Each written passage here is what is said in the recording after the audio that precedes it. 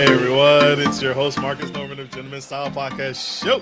And today I have an incredible guest. This woman is running multiple businesses that do over 50 million in annual revenue. But guess this, she only spends about 10 hours a week overseeing the operations of those businesses, thanks to her magical team's 5-star employee method, where she teaches across the globe helping businesses and entrepreneurs hire the best creme de la creme employees, and she actually teaches it, and she's here on the Gentleman Style Podcast Show to give back and help us do the same and rock it in the hiring process. I am so excited to have this special guest. She actually said yes, y'all, to being a guest on the Gentleman Style Podcast Show.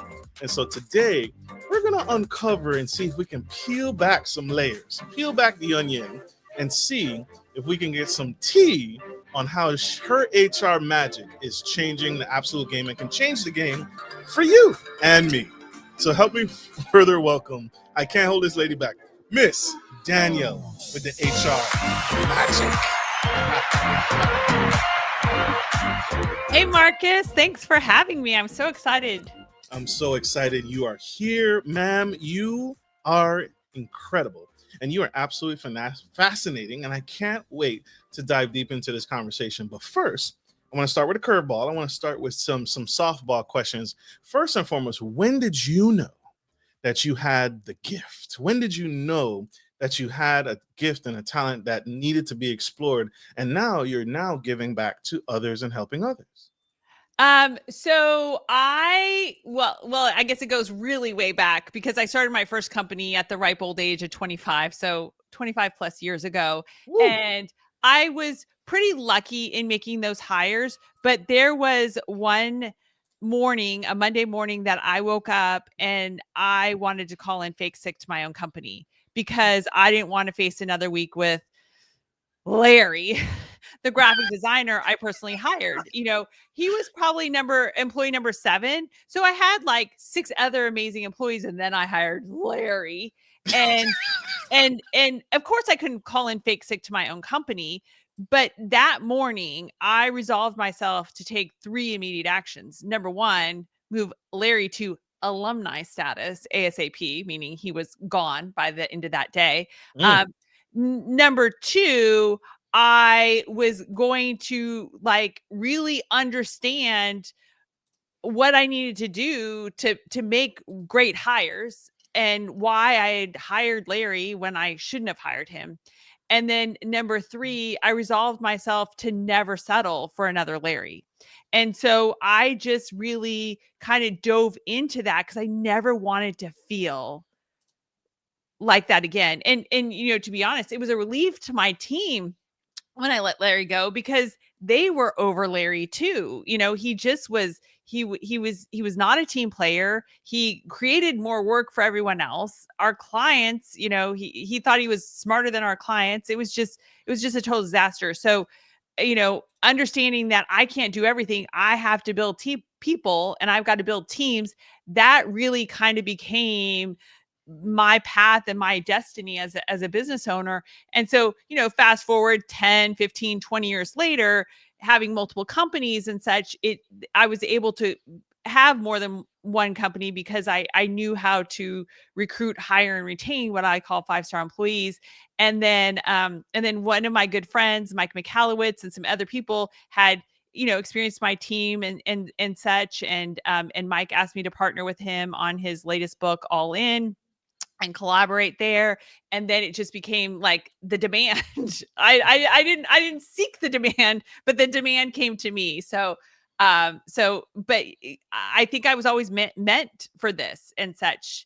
And I'm excited that over the last, you know, 4 years, I've been able to, you know, bring this outside of just my umbrella of companies, but help other businesses, big and small, implement the 5-star fit method and the 5-star hiring system. Absolutely. I forgot to tell y'all, she has a pure heart of pure gold. So I forgot to mention that in her fabulous, extensive resume. So that's significant. I want to stay right here for a second. I want to ask, why do you think because we're all guilty of that. We overlook the red flags, right? Because the things you listed off, we all do that. We all do that because we want. I'll give you an example, right? The peer pressure of I need to get this person in the door so I can start making sales if it's my sales team, or I need to start utilizing this individual. So sometimes there's a rush to bypass and just overlook the clear objections as to why I shouldn't hire this. Mhm. But Yeah, you're people sometimes ignore it. right. Why do you think Larry bypassed all your safeguards, all our Well, safeguards? because I didn't have any then. I was using anecdotal hiring tips. Larry was the brother of someone I went to college with.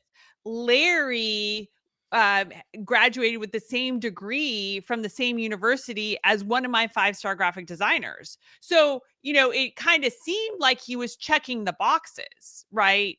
But I failed to really put him through what I don't tell candidates this, but the 5-star fit method is putting your candidates through a hiring gauntlet, because you're wanting to objectively weed out and you need to pay attention to the red flags. I think the big change for me was realizing that it's much easier to lead and show up to a team of 5-star fits for roles, a 5-star team, versus having a mishmash of okayish people and some great people and some not so great people. So, again, when you set a bar and say, I'm not going to settle for anything less than a 5-star employee, that's the HR magic, because it is a joy. It is a pleasure. It is effortless. It does not take much to lead a team of 5-star employees. They're not sucking you back into the business. They're not, not getting the work done, so other people have to jump in to do it. When you have a team of high achievers, of 5-star employees, and they have clear expectations, they know what the success metrics are for their key responsibilities. Everything is very clear. When you go all in on your people and your team, that's when they go all in on you. When you half-ass your recruitment and hiring, guess what you get? Half-ass employees. So it's just kind of flipping the script.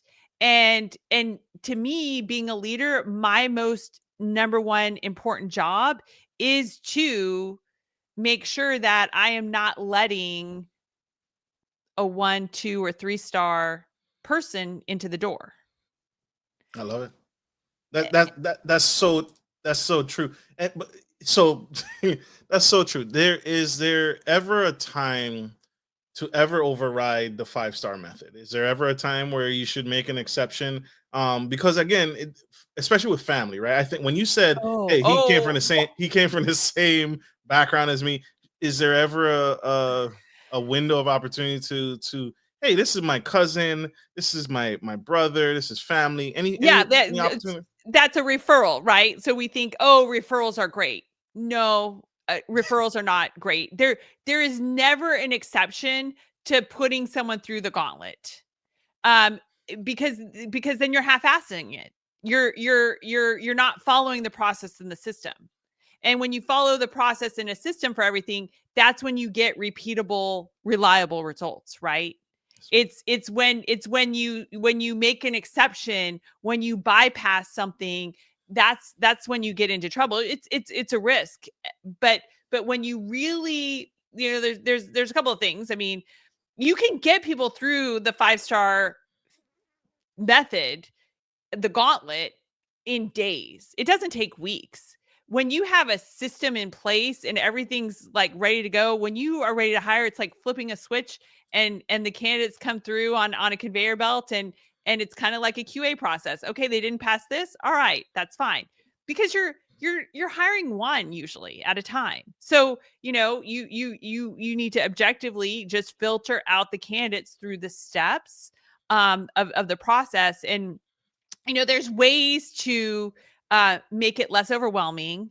I get so excited when it's time to hire someone, because I know that I am going to find someone who is a true, genuine 5-star fit for the role. And it's going to have a wonderful impact on their life, because everyone is a 5-star fit for something. And everyone, we all have to work. Like, I mean, if you're in the working world, you're in it because you got to work. And so you should be doing what you are really good at and what you love. And you should be working for a company that is a 5-star fit for your abilities, motivations, personality, etc.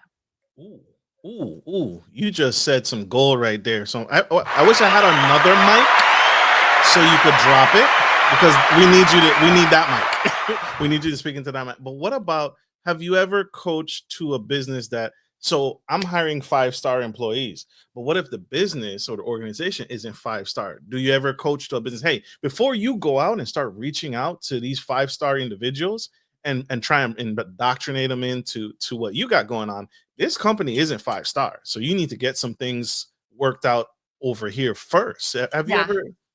Oh, absolutely. So actually, the I don't know how to say this. You should never, and I want to come back to family, so I'm sorry. You're At good. some point, so if you want to make a note on that. But when you are when you start hiring, it's almost like reverse engineering. Not you don't start with a job description. You start with what they're going to be doing when they are 4 or 5 weeks into the job, and they should be going at 100 miles an hour in that job. So you actually start with how are they going to spit? What is a day in their life look like doing this role? What does a week in their life look like? Like, you want to map out like how you expect this person to be spending their time. Then you look at and go, okay, well, what are the 3 to 5 key responsibilities that they're doing that make up 70 to 80% of their week? And then from there you go, okay, so if these are their 3 to 5 key responsibilities, then how are we going to measure the success for each of those responsibilities? So, if I have a team in one of my businesses, we process long-term care claims, and I'm hiring people to review and adjudicate facility and home-based long-term care claims.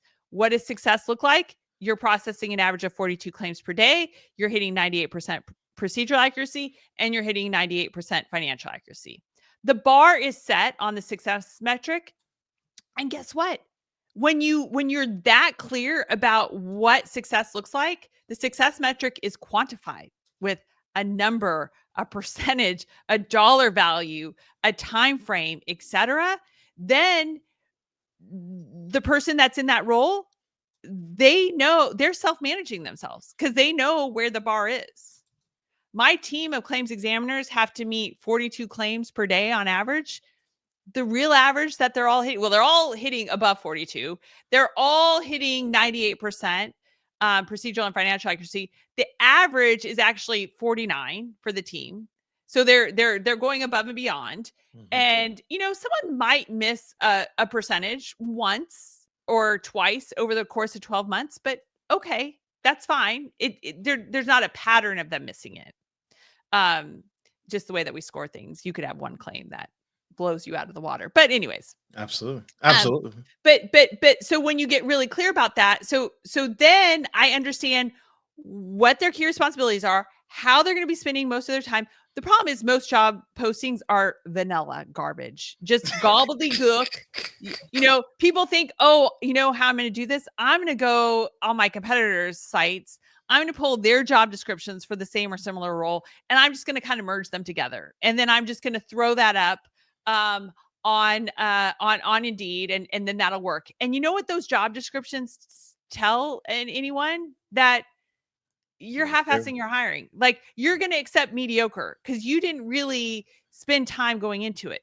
But now that I know how they're going to spend their week when they're going 100 miles an hour, how they're going to spend their days, what are their 3 to 5 key responsibilities, what are their success metrics, now I am going to also outline their onboarding. Mhm. So how am I going to get them? I want them to be at 50 miles an hour coming out of the gate in week 1.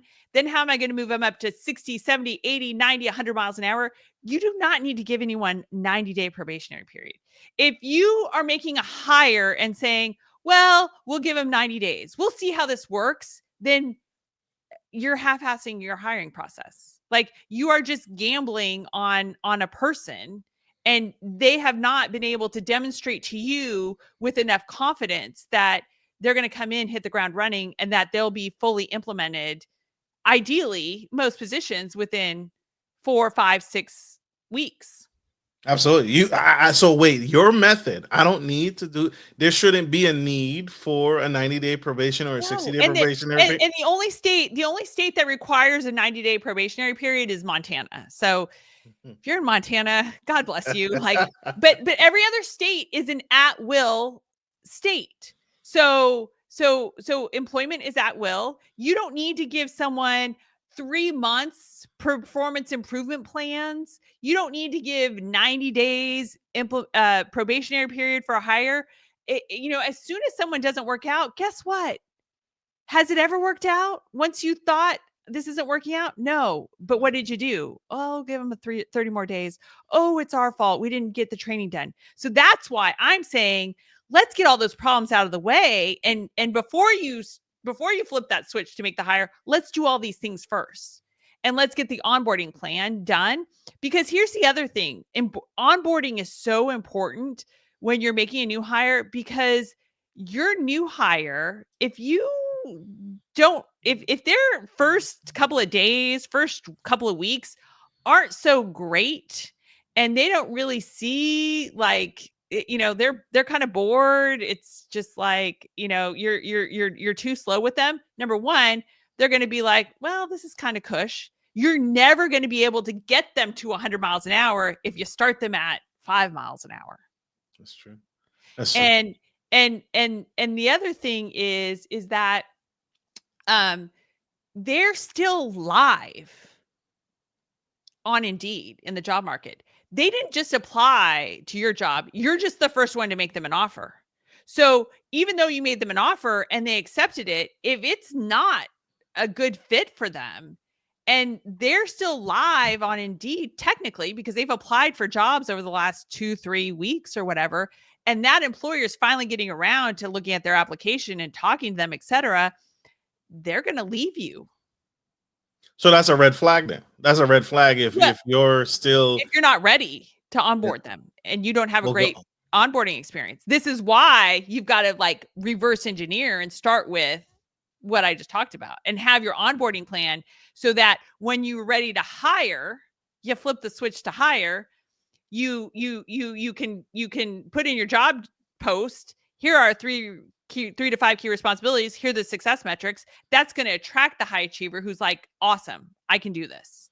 And they're also going to be, you're going to be repelling the mediocre people who are like, oh, I don't know about that. I don't really like to be measured in my performance and such. Great. Don't apply. Thank you. and so you're going to use that, and you're going to take people through your 5-star fit method, which we can dive into now if you want. Absolutely. Absolutely. This is saucy. This is good. This is good. Okay, yeah. Go ahead. No, I was gonna ask, like, can you spill some tea on the 5-star method? So for the audience who's salivating, like myself, to find out how to hire that 5-star employee. So the first thing before you start the method is you want to cast a wide net. You don't want to just rely on Indeed. You want to get as many candidates as possible. And to be honest, the people that are on Indeed are looking for jobs, but your best hire is probably not currently looking for a job, and they're probably not on the job boards. So you want to get creative. You want to, get outside of just posting your job on the job boards like Indeed, and do other things. And so when you cast that wide net, because a 5-star candidate represents the top 15% of available talent. So you need, 7 candidates to have 1 potential 5-star fit. So you need 21 applicants to have 3 potential 5-star fits. And I see too often companies are like, okay, well, we got 4 or 5 applicants. So who's the best out of like these okay-ish people? Well, that's not enough. So you want to cast a wide net. You want 20, 30, 40, 50 applicants or more per job that you are hiring for. But the way that you get it down quickly is first thing that candidates have to do is they have to take an assessment. So I'm biased. We have we have a scientifically based psychometric assessment that assesses candidates' abilities, motivations, personality, work fit, team fit for the role. And then what we do is we create a benchmark for every role for each client that they're hiring for. And it's a way to clone your best employees, because we have your team take the assessment. And then, when it's interesting, because when the existing team takes the assessment, the owner or the hiring manager already knows who the people are that they want to clone and who the people are that they don't want to hire again. And when they see the assessment, they're like, oh my gosh, yeah, if I would have seen this before I made this mediocre hire, I would have never hired the person.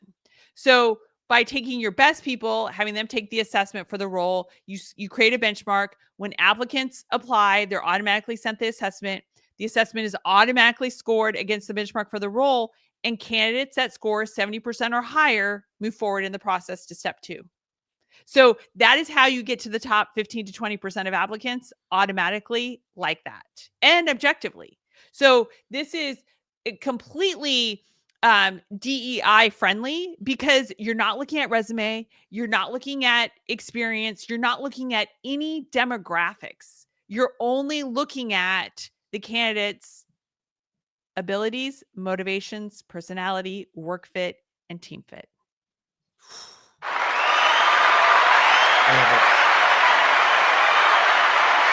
There's no subjectivity. Zero. None. So I can't get hit with a discrimination. Oh, he discriminated me. You never even got that far. You didn't get past the assessment. I didn't even see you, so you can't hit me with a. I don't even know your name. Right. I only look at who scored 70% or higher. Absolutely. Yeah. Go ahead. So then the second step would be to, you're going to look at their resume and such, and then you're going to determine, do they move forward? So you're going to look for resume red flags in before you move them forward to the second step. And resume red flags would be someone who's not geographically desirable. So if you need someone, if this is not a remote position, then you need someone who already lives in a geographically desirable location to where you're located. Don't waste your time with people who are wanting to move to your city and such, because until that happens, it might not happen. Yeah, it's a waste of time. So you guys know what those red flags are. Just pay attention to them, because there's plenty of fish in the sea. Like, don't come into hiring as I'm desperate, or I just need to fill this position fast. Like, if you have the right mindset, the right attitude, like, you will attract those 5-star candidates. So people who are geographically undesirable, if you're looking for someone to be long-term, like, retention needs to be 18 months or longer. So if you're seeing someone with job history on their resume that's, 10 years of a year or 6 months, and they just seem to be job hopping, that past behavior is indicative of future behavior.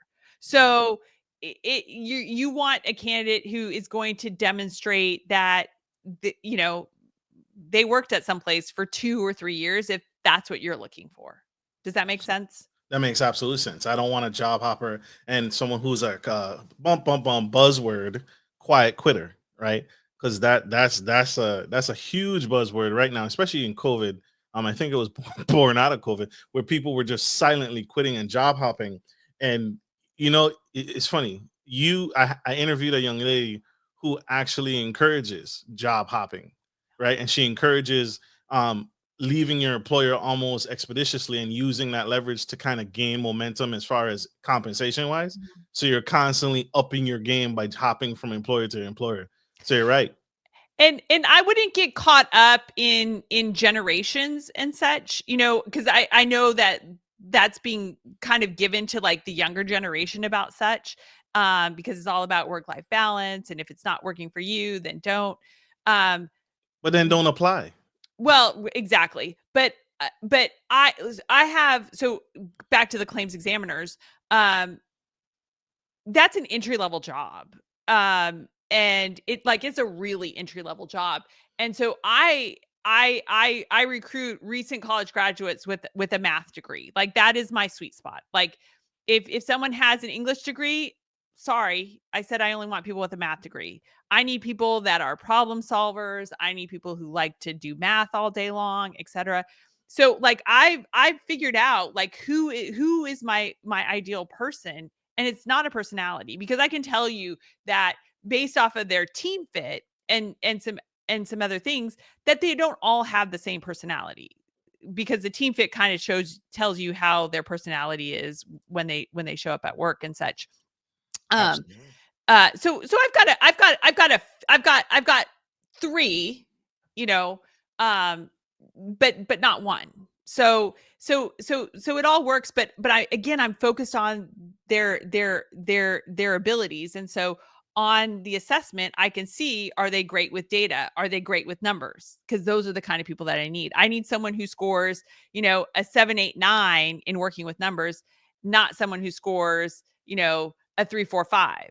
And guess what? The assessment is going to score automatically. So the 3, 4, 5 people that in math, those are the people that score less than 70%. So I'm not wasting my time.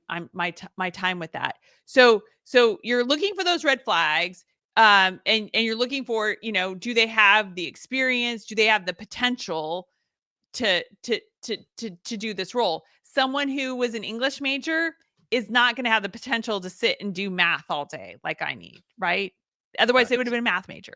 So you're going to weed out those people, and then you're going to move to the second step in the 5-star fit method, the screening interview. And that is short. That's like 15 minutes. You're just kind of wanting to verify how they show up, do things align with their resume. You're going to ask about some experience. Sometimes, there might be some things that resumes aren't always perfect.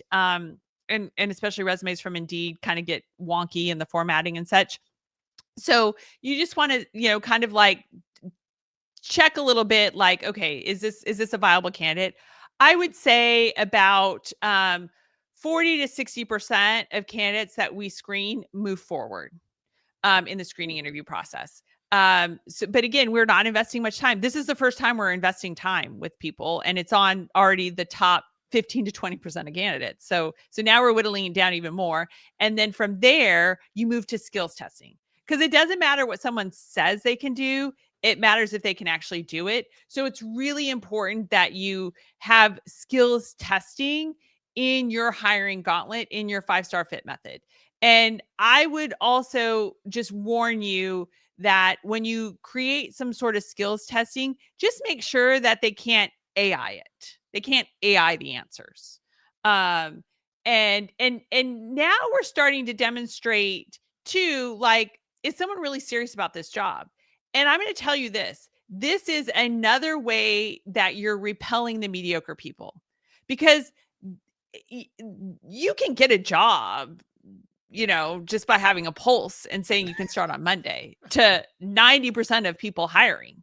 But you want the high achiever. And guess what? The high achiever wants to work for the company that sets the bar, because they're like, all right, this company's serious. This company looks like a 5-star company. And that means that I'm not going to have to work with Larry or late Linda or silly Cindy, who's a 1, 2, or 3-star employee at these other places that they've worked at before. Does that make sense? That makes absolute sense. That makes perfect sense. And she's speaking to me, y'all. She's talking to me, right? This is, I'm taking this all personal. No, I'm just kidding. But this is good, right? Because I am guilty of this. I have done this, and this knowledge, this tea is so incredible, because it needs to get out. And she's calling out all the things that employers make the mistake on, right? And we make exceptions to the rule. Going back to what you were saying about hiring family, right? Oh. Hiring family. Should I make an exception to the 5-star hiring method when it comes to family?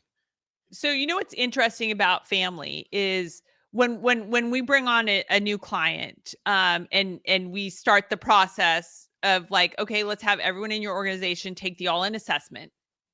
I do ask, I said, who's family? Mm, And I want to know who family is. And what's interesting is typically those are the people that are the wrong fit. And ooh, those are the people that they're most frustrated with. And people tend to think, especially when you're starting out and you're starting to add your first employees and grow your team. A lot of people think, well, my family will have my back more than anyone. My family will be loyal to me. My family won't cheat me out. My family won't, do all these things. But it's kind of like the opposite. So oftentimes the family member shows up a little bit more entitled mhm, than the person hiring the stranger off the street. The family member thinks that because they're a family member, they get a little bit more slack. They get a little bit more lenience and they kind of try to take it. And I've seen in more cases than not that the person who is stealing, not doing things up to par, etc., are the family members. Because there's also a bit of jealousy too. Because they feel more part of your success and they give themselves more credit for the success of your business, and they feel like they deserve a little bit more because they're family and because they were like the first or second hire and such. So I really, really, and you kind of want separate things. And it's hard. It's hard to be married to if your business partner is your spouse, right. And so ideally, I Yeah, really recommend that you keep work and business, or sorry, I that you keep business and family separate, absolutely. so that you don't have you're just completely avoiding the awkwardness of someone just not being a fit. It's like, so I just really, really dissuade people from, and I've had so many conversations, and the relief people have when I give them these reasons and such is like, because it's like they don't really have the ability. They don't really have the motivation or the personality to do the job that you're wanting to do for. It's like that, well, the family member is a family member, so they're loyal, they're da, but they're not. They're just, that doesn't mean that they're a fit for the Right. role. And what you need is someone who is a round peg in your round hole of a role. You don't want to take a square peg and try to squeeze that into that round hole of a role, because it will never work. And that is a mishire, my friends. That's a huge mishire. And I hear you clearly, and I want to say this, I want to point this out. She's not saying don't hire your family members. What she is saying, and she's answering my question, which is put your family through the 5-star hiring method just like everyone else. Don't take shortcuts. Don't skip the line for family members. You can so because you the last thing you want is that awkward stare across the table at Thanksgiving, right? Oh, Marcus didn't hire me because no, I did hire you. I put you through the same process that everybody else goes through, and you did not pass. Um, Because doesn't they mean I wouldn't be happy in the role. Like absolutely that's again part of the secret is when someone is not good at something, over time, it starts to gnaw at them. And work isn't fun to show up to. When you are a 5-star fit, and everyone's a 5-star fit for something, but when you are a 5-star fit for your role, like, you love what you do, and that's what you should be doing. Employees shouldn't settle for jobs that aren't a 5-star fit, and employers shouldn't settle for employees who are not a 5-star fit, because the magic is in a 5-star employee working for a 5-star company with a role that is a 5-star fit.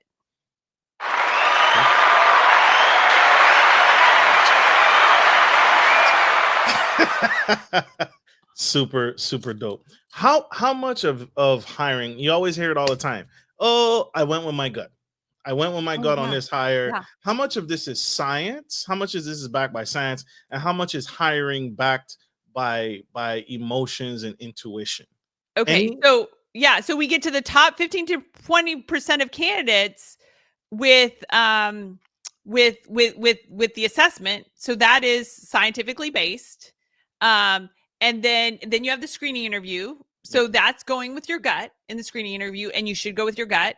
Then we move to the skills testing, and now that's objective. That's science based, right? It's either they get it right or they get it wrong. And so, do they need to score a 90%? Do they need to score 100%? Like, what's the score? Set the bar. Anyone below that is not a fit. They didn't do it. So it is a combination, and that's why it's kind of structured this way. But again, that first filter gets you down to the top 15 to 20% with the assessment, which is scientifically based assessment. Then after you do the skills test, so they pass the skills test, then they move on to the deep dive interview. And in the deep dive interview, you want to do this in tandem. You should have someone else from your organization sit in on the interview, because it kind of keeps you honest to hearing and paying attention to those red flags or that gut feeling. And if someone's story isn't adding up, that's a red flag. Like, they're just flat out lying. They're just making things up. And, you know, and when you have someone else there, you both heard it. So I wanna chime in. I want to jump in right here real quick. Real quick. So you're saying during these interviews I should have one of my senior staff members join the interview. Or Um someone who's going to be their colleague, someone who else mm, does the job with them. Because again, someone isn't going to want to let someone in who they're just like, oh, this is just going to make more work for me if we hire this person. Absolutely. I know I agree with you. It's something I said when I haven't worked for someone in over 5 years, but when I did work for corporate America and I worked for someone, I said that to my supervisor. I was working at a company that shall not be named, right? But I was working for this company. And I was working a graveyard shift, so I was working from 11 p.m. to 7 8 a.m. in the morning. Okay. So I was working that shift. Wow. And I said to them, because they kept bringing me these new hires that were not a good fit. They weren't a good fit for the role. They weren't a good fit. And the only reason they're coming to this shift is so they can chillax, because it's tend to be slower. It's not as fast paced as the morning crew. And I said to the director, I said, let me in on these interviews, because you're bringing me people that you're ending up firing anyway because they're not performing. So let the person be engaged who's going to be leading them, coaching them, mentoring them as the team lead. And they're like, no, I can handle it. When's the last time you worked a graveyard shift? Right? You don't know what I need. I'm telling you. So go ahead. I'm sorry. Yeah, and you bring up a great point there. Like, if there's something about the role, like working a graveyard shift, I would not entertain people that haven't worked graveyard shifts before. I wouldn't be someone's first employer, and I wouldn't be someone's first graveyard shift, because that is like, you're either made for it or you're not made for it. Make or break. So again, it's all of these factors. But when you start with, again, when you cast a wide net and you have a lot of people, like, you are really going to get to the person who is the true 5-star fit. When you only have 4 or 5 people, yeah, most of them aren't gonna pass the gauntlet. So don't settle. So that's why you need to have lots of candidates. So you do go with your gut if something just doesn't seem right, or like, because let's be honest here. If you back up, the people that have not been a good fit, or people that were mishires, or people who didn't last long in the job, the red flag was there. The gut feeling was there, but we ignored it and we Absolutely. hired them anyway. And then guess what happened? It worked out for a month or two, but then that red flag or that gut feeling manifested and became the reality. And that's why the person didn't work out. Right? Like, And now you're foolish. I mean, now you got diarrhea. And now we gotta get rid of people, because that is not what we're trying to do. yeah. So We you got got We got Miss Danielle on the Gentleman Style Podcast Show, helping us peel back the layers and the myths and debunking some myths here on the Gentleman Style Podcast Show. Miss Danielle, I want to ask, can every business afford to hire only 5-star employees? Is that a luxury reserved for the top tier companies, or can every small business do this? So here's the reality, and we do have to do number 5 in the 5-star fit method, and then Absolutely. but the reality is let's be honest, the average cost of a mishire is $23,000. Mm. If you're paying someone $25 an hour and you put them on a 90-day probationary period, that's paying them $12,000 in salary. Then you've got, how much in the time and effort to train and onboard that person are people in the company spending? True. $3,500? Too much money. 5,000. Then on that 12,000, I forgot to add, you've got employer taxes, you've got benefits that you're already starting to give them and such. So that's adding another 30% to the 12,000. So, that's 3,600. Then we've got 3,500 to 5,000 in other people's time in the training and onboarding of that person. And then you've got, the resources and the things that you've provided that person and such, and that's how it adds up. And so the tolerance for a 5-star hire is 90% of your hires should be 5-star hires, meaning they are hitting the success metrics. They within a short time frame, they're onboarded quickly, they're trained up, they're hitting 100 miles an hour by week 4, 5, 6, 7, and they stay 18 months or longer. That's kind of the industry for retention, is 18 months or longer. And so when you follow the 5-star fit method, I can tell you, based off of our clients who use the all-in assessment, et cetera, and follow the 5-star fit method, because we hold them accountable to it, have a 90% plus success rate in terms of retention. You can't control things. I mean, someone the other day, one of our clients, an employee that's worked for them for 3 years, got kind of a windfall inheritance and was just like, I've got young boys, and thanks to this inheritance, I don't have to work, so I'm not going to work. If the inheritance wouldn't have plopped in their lap, they'd still be working. So there's things that you can't control, and that's okay. That's life. Like it's fine. But 90% success rate should be your goal. And that it's a successful hire if they're hitting the success metrics you set, if they're knocking out the 3 to 5 key responsibilities and hitting those quantifiable success metrics. That's a 5-star employee. That's a 5-star hire.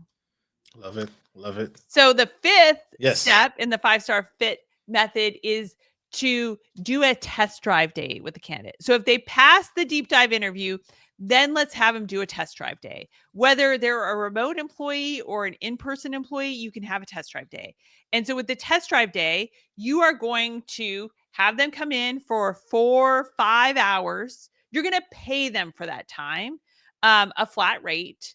And you are going to kind of like give them a simulation of what a day in the life is like working in your organization, starting to like see how quickly they can pick up on the things that you need to train them on. That will give you an indication of, okay, I can get them up to 50 miles an hour by week 1.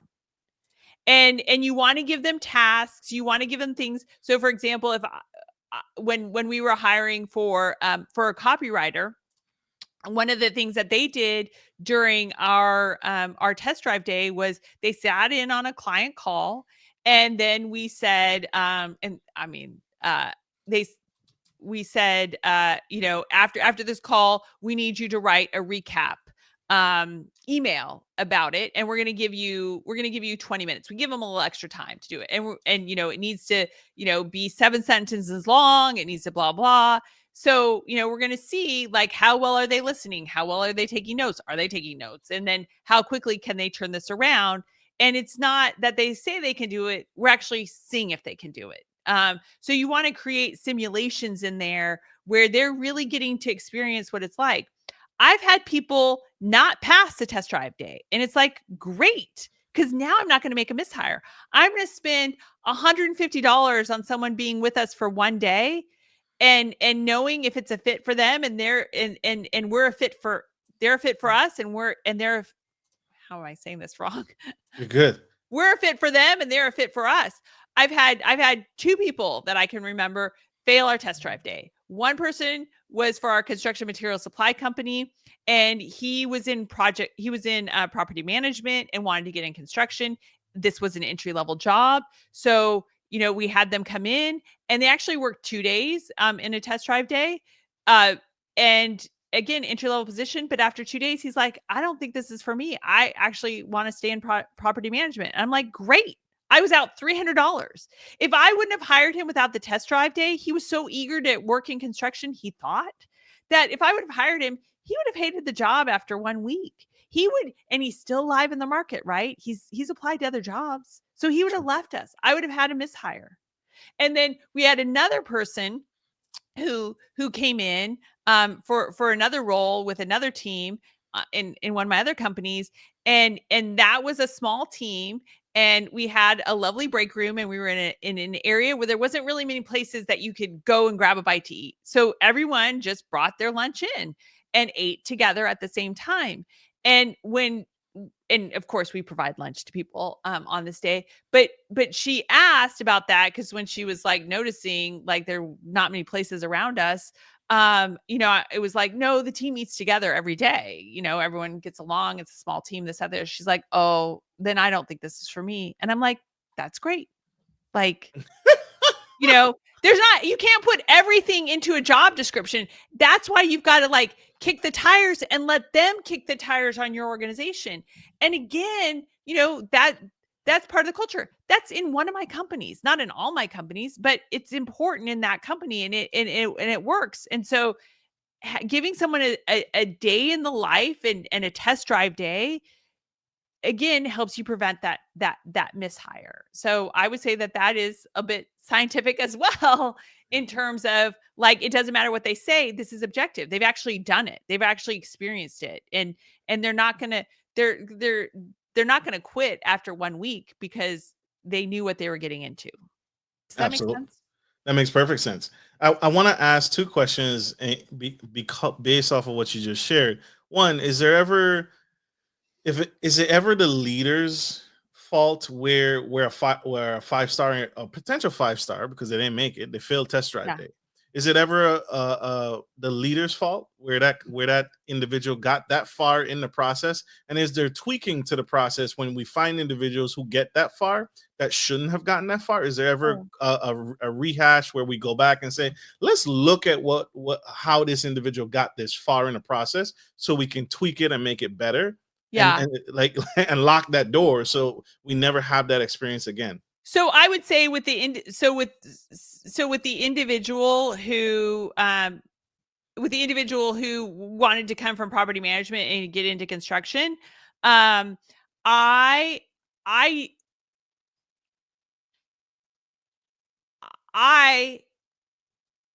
am willing in certain roles and in certain of my companies to give someone an opportunity to break into the field if it's an entry level position, which this was. So I could say going forward that I don't want anyone who doesn't have construction experience going forward. I could have, upped my test and such, or changed things, but sometimes this stuff is one-off.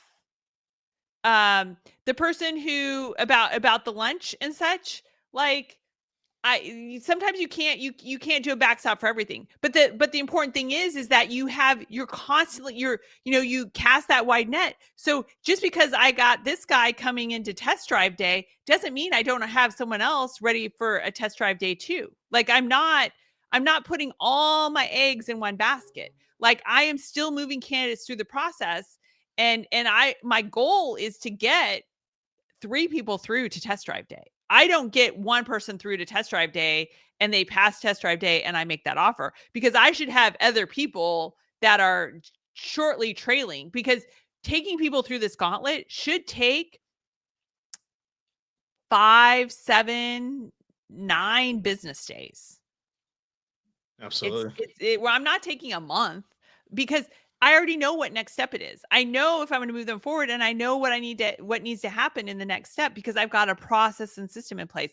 I have an interview packet that is customized, and we've got 11 universal qualities of a 5-star employee. So the questions are customized to those 11 qualities for the role, and it helps us, have a conversation and peel back the layers on, are they limber? Are they limber for what we need in this role? How limber do we need people? And, every quality is going to have different, needs based off the role in your company and such. So, and I had someone that, that didn't last 18 months because, their wife got a fellowship at Oxford University. So they were moving to England, and he wanted to know, can I work from England remote? And even though it was a remote position, the time difference just wouldn't work. And so I said, no, I'm sorry. And then I thought, well, gosh, how did I miss that? And such. And I thought, do I need to change things and stuff? And I'm like, okay, I've been hiring for this role for, at the time, 9 years, probably at least 9 years. And I'm like, this has never happened before. So there's going to be these one-off things. So with every mishire or everything that didn't work out, yeah, you do want to do like a post-mortem on it and say, is there something I could have done different? Is there something I could do better? Because there's always iterative improvement. And sometimes there is. Sometimes maybe I need to change the test. Sometimes I need to raise the bar and say, no, I'm only going to accept people with construction experience. And then sometimes I'm not going to be asking, so what's your wife's situation like? And, this, that, the other. It just, what are the chances? Right. It's one in a million. I'm going to take 90%. I'm going to say 90% is great, because most companies, they're lucky if they're 50-50 on a hire. Absolutely. So true.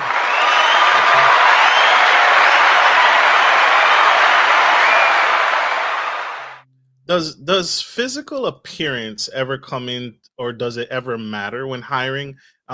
Because I've seen like docuseries and documentaries where they go to Google and Microsoft, and their employees are running around in sweats, and they can wear whatever they want, and they're running around, and they're trying to facilitate a work environment that's like conducive to, like, um hey, we don't care about your appearance as long as your numbers are good, your KPIs are met. uh, I think it depends. It just depends upon the organization. So like we've got clients that are in the same industry, and they're hiring, let's say, a bookkeeper, and a bookkeeper for John would not be a 5-star fit bookkeeper for John would not be a 5-star fit bookkeeper for Casey or Cindy. And Casey's 5-star bookkeeper would not be a 5-star bookkeeper for Cindy or John. So every company is very, very unique. And that's why you've got to like really kind of sit and think, what do I need? The success metrics for Casey's 5-star bookkeeper is different than the success metrics for John's 5-star bookkeeper. Like, every company is different. I've seen this is what kind of got me into this too, of like trying to help other people, is my dad is in the construction industry too. And he was hiring for a CFO position, and he invited myself and his tax accountant to sit in on interviews with him. And a candidate walked in, was wearing a suit. mm, That my father didn't own a suit, I think, until I got married. Because I did say, you need to wear a suit. And so when that guy walked in, he was like, excuse the term, but dead man walking. Like, he was dead to my dad. Like, this guy doesn't fit. really? And then, but he was the most qualified candidate. And he got my vote, and he got the tax accountant's vote. But my dad was like, absolutely no way. My dad was too subjective about that. the candidate that my dad loved was the Division 1 college athlete who just recently graduated and had no experience and did not even have a degree. But my dad felt like he was more similar. Like I could hang out with this guy. So the anecdotal, I see this all the time on LinkedIn. Oh, any advice for hiring? And people's number one advice is, oh, well, if it's someone that you think you could hang out with or you'd get along with, then that's the kind of person. And it's like, no, that you're not looking for a friend. Like this is business. We need to get work done, not hang out. I love my employees, but we're not going to Disneyland on the weekends. We're not going out to dinner after work. Like we work hard and we play a little bit hard at work, but then we go on with our lives and such. And they're delightful people, but they're not people I'm going to go on vacation with and they know this. They've heard me say this before in like other groups and such. So it's no surprise, but that's It that reminds doesn't me mean of someone can do the work just because you want to hang out with them. it reminds me of Kevin O'Leary. He's like, I don't care. I don't care if do I respect you, right? Do I respect the work you do? Do you produce, right? Are you meeting those metrics? Do you produce? I could not like you, but your numbers are great. Which because I think I what was it? I think it's like if I'm your C-suite executive and you put out a policy and I disagree with your policy, or I don't care for you as the owner, it, it can I can lead the team down a path that you may not that's toxic to their work environment. Right. Yeah. So you may need to know, or you may not even want me around your companies or your organization because you don't care for me, even though I produce great work. The team produces great work under my leadership, but we You're don't. not a team fit. Okay. You're not a team fit. That's why you've got to be you've got to be a fit in terms of your abilities for the role, the motivations that you have is a fit for the role, your personality is a fit for the role, your work fit is a fit for the role.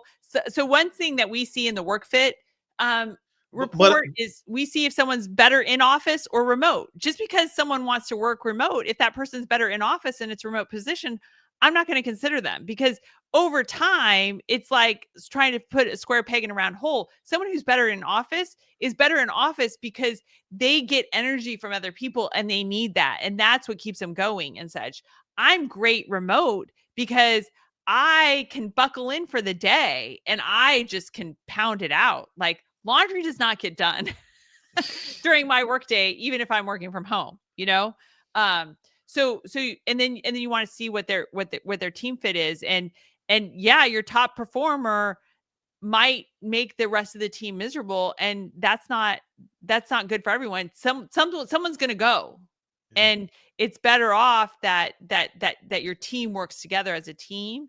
And because yeah, there's just too much at play. It is.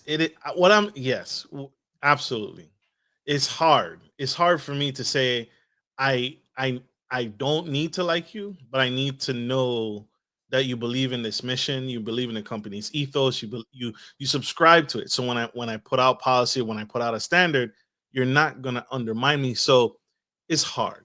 It's So hard so because so I would say that is in the core values, right? yes, ma'am. Like that is someone. I would say that person is not aligned with your core values, Mhm. right? Agreed. Okay. And so that's why, so there's a 5-star fit method. Might have to do a part 2 podcast, but there's a 5-star fit method and then there's a 5-star employee scorecard. So, Ah, you take people through the gauntlet, the 5-star fit method. We're going to take them through this process and it's a big funnel and we're going to get down to the top finalists, but you're scoring people on the 5-star employee scorecard. And I'll just go those really quickly. Number 1, alignment with core values. your core values are not aspirational. It's what's true to you 100% of the time. So it's not a group think exercise to come up with your core values and clarifying statements, but you're going to put those core values and clarifying statements in your job post, and with those 3 to 5 key responsibilities and success metrics. And again, that's going to attract the person that is aligned, and it's going to repel the person that's not a fit. The second thing that you're going to do is you're going to, assess the person. Are they going to be able to achieve these 3 to 5 key responsibilities and success metrics? So, how are you going to test them? So you're going to score, can they, have we tested them, and can they demonstrate their ability or their potential to do these 3 to 5 key responsibilities and hit these success metrics? The third thing on the scorecard is the interview packet is based off the 11 universal qualities of a 5-star fit. So are they scoring 7 or more? Are you impressed with at least 7 of the qualities of the 11? And I've got a scorecard, I've got the 11 universal qualities outlined. If your audience wants that, they can text team to 55444. That's team to 55444. And then they can access the download to the 11 universal qualities. Then after the 11 universal qualities, you're going to assess the candidate on their aptitudes and the skills that you need for the role. And are they checking the boxes on, again, having the aptitudes, the skills, the potential to do the job? And then finally, is the salary in alignment? So, you kind of want to peel back and understand what they've been making at their current role, and make sure that what you're offering at the new role is a little bit better than what they've been currently making, because everyone wants to make a change for a bump. And I've had people, again, some of my positions are entry-level positions, and I've had people who, come to find out they've been making $27 an hour, and they want to get into the business side of healthcare, and I have an entry-level position there. That job pays $18.75 an hour. When someone is coming from $27 and thinking, oh, I can get my foot in the door in this and do $18.75, that's not true. People can't take that's a significant haircut. But if I'm paying $18.75 an hour, I would only tolerate maybe a 50 cent variance. Friend difference in price. Yeah. Even if the lateral move results in a higher overall compensation down the road, you wouldn't take that. Most people are living paycheck to paycheck. Yep. And so, I'm going to redirect them that that's why this is not a 5-star fit for you. So it's really important that you understand, you're very transparent about the compensation on the front end, and that is a fit. And because people's lifestyle is based off of what they've been making. And, if you're and a lot of people living paycheck to paycheck, which the majority of the population is, a dollar difference is too big of a difference, to be honest, in hourly pay. And you don't want to be paying people all different ranges and all different salaries. You need to lock it in. And it's just okay, this person's been making $20 an hour. We're paying $18.75 an hour. Not a 5-star fit. And that's okay, because I don't need to hire 50 people. So I'm filtering out. That's how I get to the true 5-star fit. And again, when you take people through and you've cast the wide net, you've got enough applicants, at the end, you're going to have 2-3 finalists that have made it through to your test drive day. And then you can make the decision off of that. But it's about never settling. It's not if you think, that's right there, that's a no. Whenever I talk to someone and I'm like, oh, how'd that interview go? And they go, well, and I'm like, okay, that's a no. Because made an exception that's you trying to convince yourself that you can ignore whatever gut feeling made you go, well, right? You've ultimately created an exception to the rule. You just made an exception to the rule. That's a no-go. It'll stand out to you like a sore thumb. Yeah, won't work. Exactly. Absolutely. This is incredible. Oh my gosh. I could do this all day. My final question, and I gotta let you go. What is your take on the Great Resignation?